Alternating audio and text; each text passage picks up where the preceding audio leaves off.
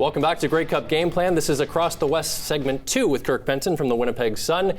We discussed previously who are the greatest players in CFL history. Now we want to talk about maybe how there's not so many nowadays. But to start the conversation, let's once again go out to Vancouver. Here's Dunya Tozy. Thanks so much, Mike. And we're back here with Chris. And so we were talking about how many great and impactful players there were at the CFL. But it doesn't seem to be the case nowadays, is it? I think that's true to a degree. I think, the profile has changed. There's so many other influences. There's so many different sports and different things dominating our media these days. But, if you look at the CFL right now and over the last few years, think of some of the great players. Some of the all-time great players are playing right now.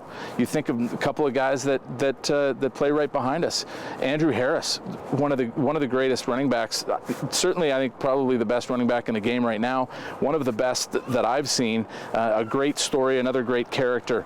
Travis Lulay. Great quarterback who's probably in the tail end of his career, but one of the all-time greats.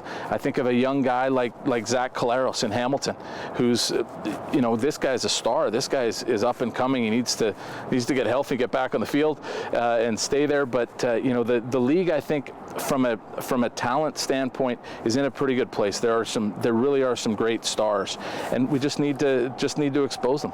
So how can we make that better? How can we expose them better? Well, I think the CFL is doing a better job of that now. I know when I played, we were always really critical because the league didn't really focus on its individual stars, its individual athletes, and promote them.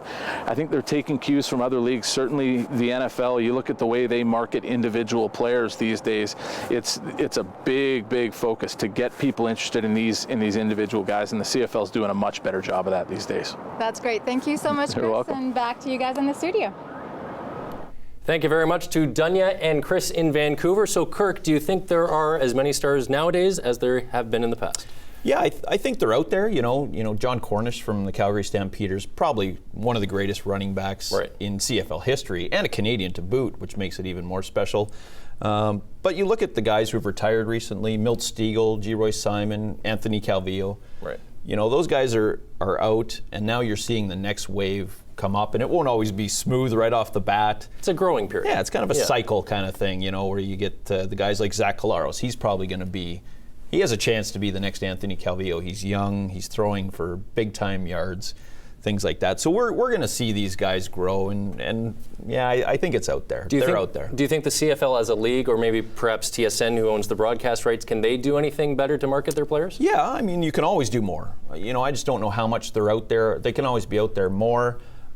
Fans need to kind of fall in love with the player first if you're going to fall in love with the game. I think that's how you get them. Right. You see these features on them, where they come from, their family members, maybe some hardships they've been through. Makes you kind of relate to them almost. And these features could be, they do them. TSN does them usually once a week. Some good big feature. Right. Brian Williams will do it, kind of thing. Mm-hmm. They need to do more of that. Get the fans involved, feel for the players, and know these guys. Completely agree. And then they're going to watch it on the weekend. More than a few people have come up to me and said, I watch NFL films and I don't even watch football. Right. Exactly. So we want to see those spotlight on the profiles and on the players themselves. Absolutely. Henry Burris is probably one of the only household names left in the league. Yeah. So we'll see in the next 5 to 10 years. Hopefully we get some more household names. Absolutely. Kirk Penton from the Winnipeg Sun. This has been Across the West here on Grey Cup Game Plan. Thanks, Kirk. Thanks for having me, Mike.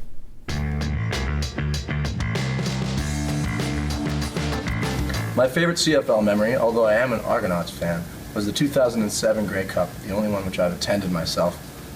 It was the beloved Blue Bombers versus the Rough Riders, and unfortunately the beloved Blue Bombers succumbed to the Rough Riders' offense, but I'm sure they'll be back soon enough.